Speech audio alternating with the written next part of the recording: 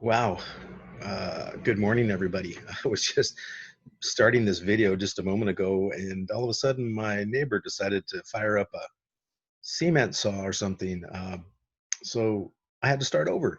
And this is one of the attempts I'm going to make to make this a very short video on a very specific topic, on the topic of confidence. Um, I want to nail this down today, as I said very quickly, because I have promised several of you that I would do something on this topic. And I realized that I'd gotten quite busy over the last few weeks because it is the end of summer and I'm taking time to do some camping and other things in the yard. And I hope you're taking the time to take care of yourself as well, as we all transition towards the fall. But here's the deal. Here's my take on the issue of confidence. Now, let me just quickly say that if you don't know me, my name is John Solano. I've been a counselor, professional counselor for over 30 years. Over the last 11 years, I've been doing family therapy with high risk families. But I've done a lot of things, as you can imagine, over the years, everything from being an addictions counselor to being an instructor, presenting at conferences, all sorts of things, designing curriculum. So if you go to my YouTube channel, you will see 50 something videos that I've done on a very unique approach called the integrity model, and also on a topic called it's the dynamic of entitlement and indulgence, and I've been working on that since the 90s, and that certainly speaks to what we're all seeing today as a magnified sense of entitlement and indulgence. So I'll leave that there, and let's talk about the issue of confidence. All right. So again, as a family counselor, and as a counselor, period, I spend a bit of time thinking about human development, so child development, adolescent development, human development, um, and how we grow up. And um, let me just cut to the chase here and say, little kids don't have confidence in themselves. According to attachment theory, which basically says is that in order for us to feel good about ourselves, to feel like we have some power in the world, that's called self-efficacy. That means that we exert energy towards a goal or overcoming a barrier or whatever it is, and we're successful in doing that. And we learn that we have the ability to um, to make a difference in the world, right? That we have some control over our environment, that we can, you know, uh, move pieces around in our life and make things happen. That's more or less what confidence is, right? It's the ability to uh, um, feel good about your ability to be some sort of positive influence in your own life. The point I'm making here is that according to attachment theory, we don't come into this world with confidence. In fact, we come in quite the opposite. We come in completely vulnerable and completely dependent. So we have no capacity to make impact on the world other than our presence. And that's a whole different discussion because presence is very important. Uh, but just to say, when it comes to being effective in the world, we have none. So how do we become effective in the world when we're little kids? Well, we become effective because we attach. That's what's called attachment theory. We attach and bond with what? Adults. It's through our bonding with adults that we become, that we feel that things can happen for us in the world. So that's very, very fundamental to who we are as human beings. We attach, we bond, we become part of a tribe and other groups, and through our attachment to other people, we become more effective in the world, and we are validated and things of this nature. Um, so, to the point I'm making making here is the word confidence, the word that we use as confidence, and what we mean by it. Most of us refer to it in a way that says, "Well, I need to be confident," or you need to be confident. In other words, you need to have the ability to take risks and go out into the world and affect change. But what we know is that that comes through connection with other people. The word confidence, if you break it down into the two pieces that it is, CON on the front and fidence on the back. CON on the front of a word usually means with, something like that, with. Fidence on the back means in harmony with, or it means, it kind of is the same root as the word fidelity. My son's in the Marine Corps, and their motto is Semper Fi. That means always faithful.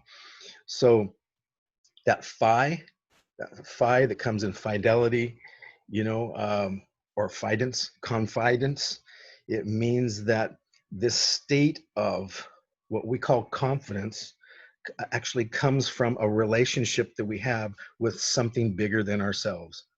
That's how we start out life. We don't have confidence in ourselves. We have confidence because we have a close relationship with something bigger than ourselves. Now, when we're little and we're getting some good parenting, our parents, when we come up close to them, will convey things both verbally and non-verbally. So a pat on the head, a hug, uh, or words of affirmation like, you know, I love you, you're a good boy, you're a good girl, things of this nature. So our parents, when we get close to them, when we get close to adults, they kind of empower us, if you will, and we internalize it. And so, of course, as we grow, we no longer spend as much time close to the adults that raised us, but we walk away from that relationship with an instilled feeling of confidence. But that instilled feeling of confidence came because we have a relationship with something bigger than ourselves. So here's the deal, though, right? Some people may grow up in families where they didn't have parents who empowered them and affirmed them, or they grew up in communities or in a world where that didn't happen, or life throws you a curveball, right? You get dealt a tough hand of cards in life. And so that can be, as some people say, traumatic. It can become what people call these days an adverse childhood experience, what they call ACEs. So generally speaking, people would say any kind of traumatic experience that you've had, a disconnect, a disruption in the attachment process, things like this can lead to diminished confidence. Welcome to the planet. Welcome to the world. You know, this is what it means to mature. So I mentioned human development. So when we're little, we get confidence by what? By our relationship with other people. You notice that as we grow, for instance, a child will kind of detach more from parents or not look to parents that much for a sense of confidence, but looks towards a peer group. So that's where, you know, you see, you know, in pre-puberty and beyond, you know, the teen world and early 20s, you see a lot of drama there that has to do with the peer group and how a teenager's sense of confidence can be severely impacted by what their peer group does or doesn't do, or what a peer says to them, or, you know, maybe a breakup in a relationship. But it's all what I call horizontal. That level of confidence is still coming from people or from groups.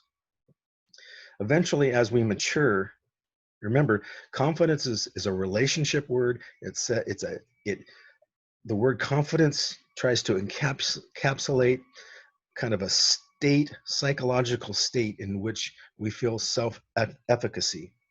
We feel, if you will, good about ourselves. The world does not always, if you will, feed that. It does not always affirm us in the way that we want. It is not always kind to us. We know that. That's life.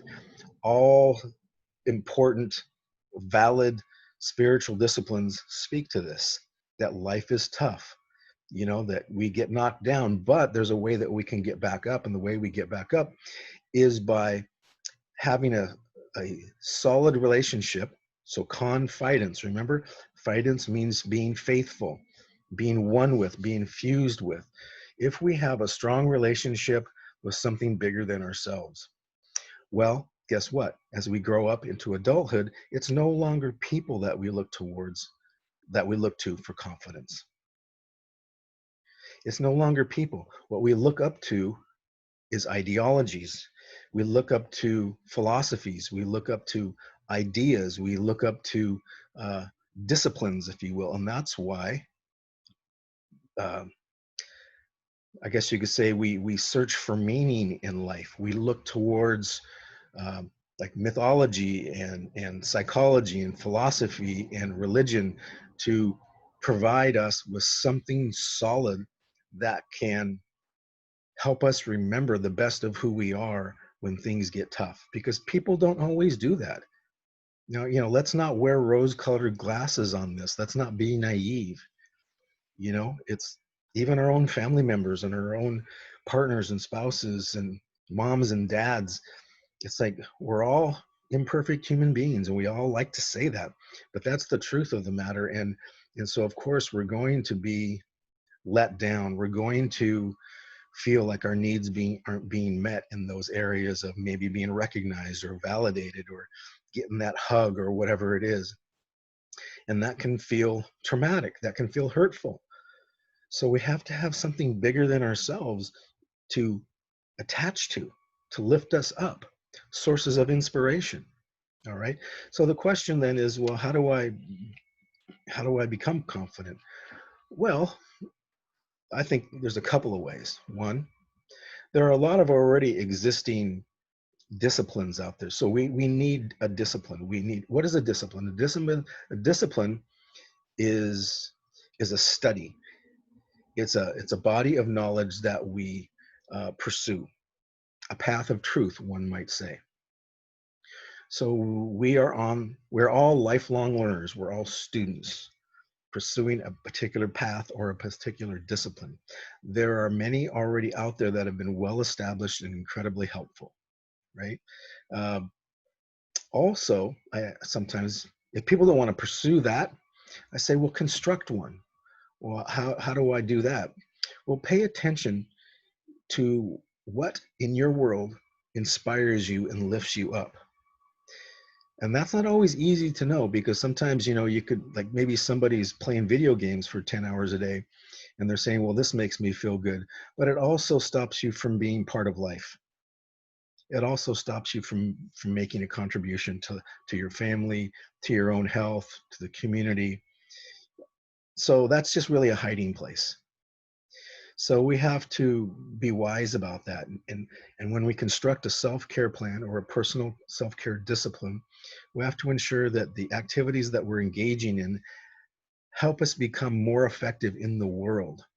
Remember, we want to increase our self-efficacy. What does that mean? Again, facing goals, attaining goals, facing obstacles in our world and being successful in our inner world and in our outer world.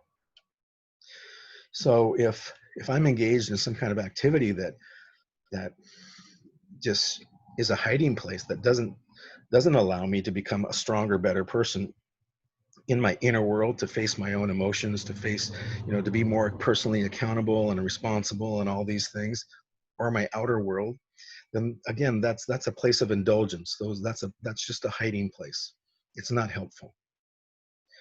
So to build confidence, I have to connect to something that inspires me.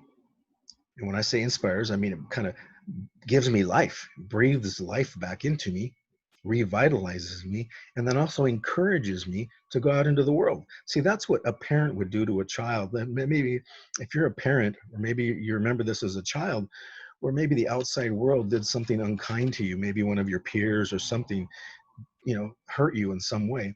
And then you would come home all sad and maybe a little bit sullen, and your parents you would look up to them into their face, and they might say, you're going to be okay, you're going to be all right, and you're a brave person, I know you can handle this. And so they would say some things and do some things that would help you raise your head again and bring life back to you, to help you engage the world again.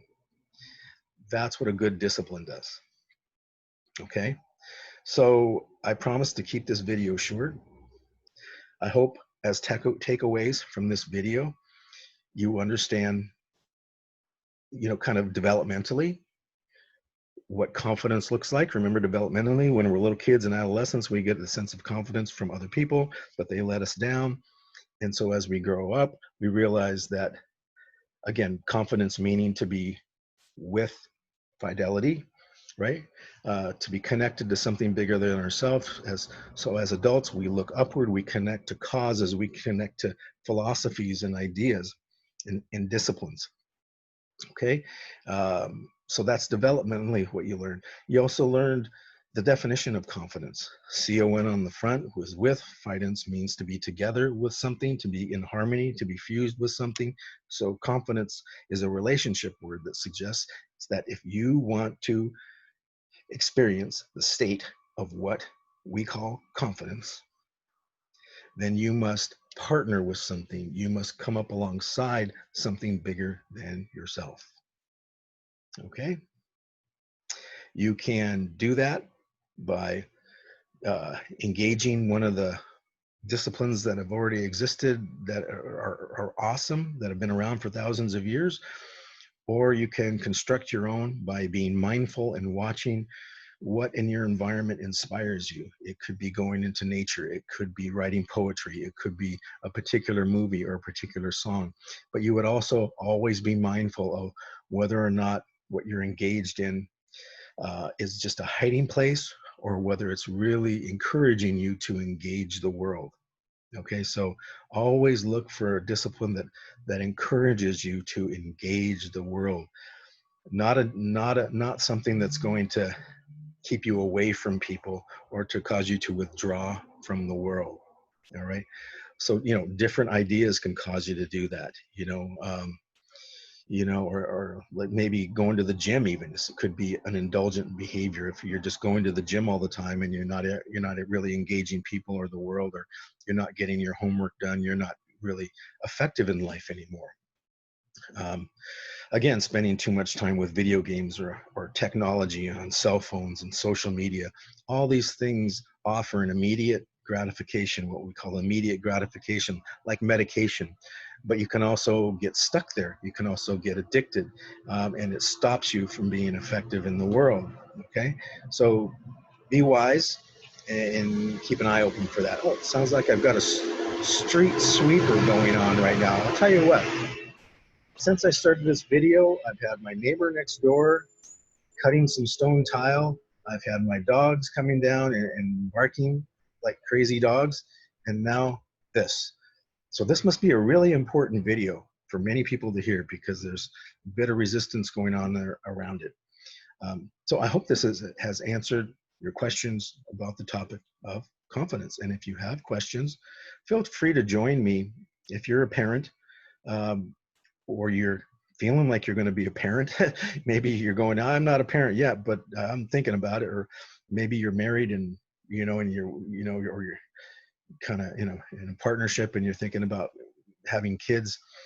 Join me in my parent leadership group every Tuesday evening from 6:30, or excuse me, 6 o'clock to 7:30 every Tuesday. It's free. It's online through Zoom, and so it is available worldwide. So all you need to do is get me your email address, and I will put you on the big list that we have of about 600 parents who receive a weekly invite and all sorts of other really cool resources and notifications of new videos. Um, so just know that that's available to you because some of these topics are pretty big.